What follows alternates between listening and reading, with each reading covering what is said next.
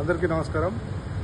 ఈరోజు గౌరవ మాజీ మంత్రివర్యులు కేటీఆర్ గారు గద్వాల పర్యటన చేస్తున్నారని తెలుస్తూ ఉంది।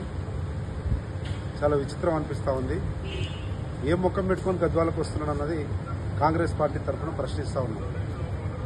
10 సంవత్సరాల అధికారంలో ఉండి గద్వాల అలంపూర్ రెండు కూడా ఆ రోజు కానీ ఈ రోజు కానీ గెలుచుకున్నారు కదా।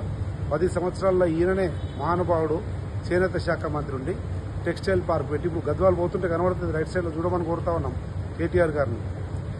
ఫౌండేషన్ స్టోర్ మొత్తం పిచ్చి మొక్కలు మొలిచినాయి, ఏం లేదు, లుటపీస్ చేనేత కార్మికులు మోసం చేస్తే పొద్దుమని లెగిస్తే తండ్రి కొడుకులు ఆర్డీఎస్ మీద పాదయాత్ర చేసినామని చెప్పుకునేటోళ్ళు ఆర్డీఎస్ మీద కోట్లాడి తెచ్చినటువంటి తుమ్మిళ్ల ప్రాజెక్టును సగం సగం పూర్తి చేసి మల్లమ్మ కుట్ట పెండింగ్ పెడుతుంది। అట్లే 100 పడకల ఆసుపత్రి రూపెన్ కట్ చేసి ఇంజక్షన్లే, డాక్టర్లే, సూదులే ఏది లేదు। మున్సిపల్ శాఖ మంత్రిగా 4 మున్సిపాలిటీలకు ఇన్ని కోట్లు అన్ని కోట్లు అని తండ్రి కొడుకులు అనౌన్స్ చేసి ₹1 రాలేదు, లొటపీస్ అయింది। ఈ రకంగా ఏది కూడా చేయకుండా మళ్ళీ మొన్న ఎన్నికల్లో మాయమాటలు చెప్పి కులం పేరు మీద మతం పేరు మీద చిచ్చు పెట్టి గెలిచారు కదా, ఇప్పుడు మళ్ళీ వస్తున్నాం।